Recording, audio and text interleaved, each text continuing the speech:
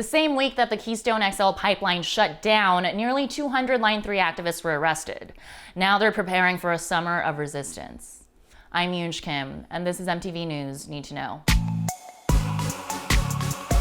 On Wednesday, years of protests by Indigenous people, local farmers, and environmentalists resulted in TC Energy shutting down the Keystone XL pipeline, which had become a cultural flashpoint in climate justice over the past decade. It ran from Alberta, Canada through several U.S. states and would have transported over 500,000 barrels of crude oil a day. Since 2009, activists have been fighting Keystone's construction, much of which ran through Indigenous land, threatening drinking water and natural resources. There had already been 21 spills between 2010 and 2019 during previous stages of the pipeline's construction. And though oil industry leaders claimed that Keystone XL would have created hundreds, even thousands of jobs, the State Department found that, in actuality, it would only generate an estimated 50 permanent positions, the rest being temporary construction gigs. The victory is a landmark for young climate activists who have been rallying in the fight against extraction using the hashtag #KeepItInTheGround for years. Jade Begay of the White House's Environmental Justice Advisory Council tweeted, "This movement activated me and taught me so much about organizing. One lesson I've learned over the years, which is proved today, is that building grassroots power works." Pressure from Indigenous activists and their supporters led Joe Biden to pull the Keystone XL permit on day one of his presidency. And TC Energy finally folded under the mounting social, legal, and financial pressures. But as activists celebrate this win, many are also pointing out that the fight continues.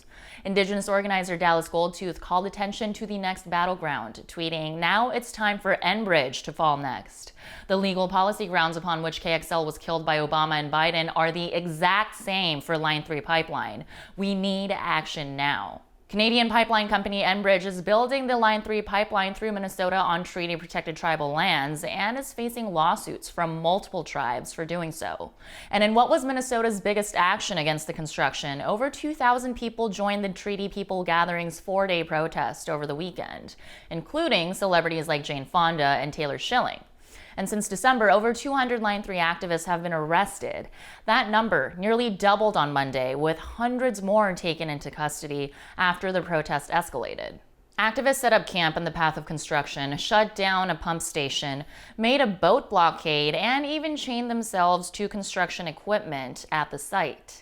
Police responded with highly militarized dispersion tactics.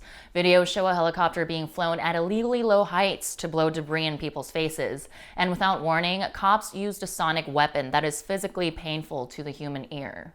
Line 3 is expected to begin transporting oil later this year, so activists are gearing up for a summer of resistance, encouraging people to camp out at Line 3 site now, an action that's reminiscent of Standing Rock for its on-the-ground resistance led by Indigenous people.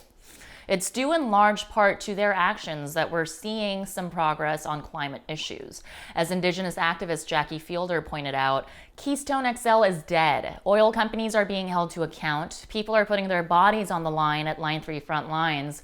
Youth are marching town to town. GOP is pushing back hard on climate finance. 2021 could be the biggest year yet for climate and environmental justice. With the end of Keystone XL, we're undeniably seeing history being made in real time. But too often, the responsibility to protect our planet is placed on Indigenous activists, especially women. So will this be the year that more of us carry the burden with them? I'm Yoonj Kim, and that's what you need to know.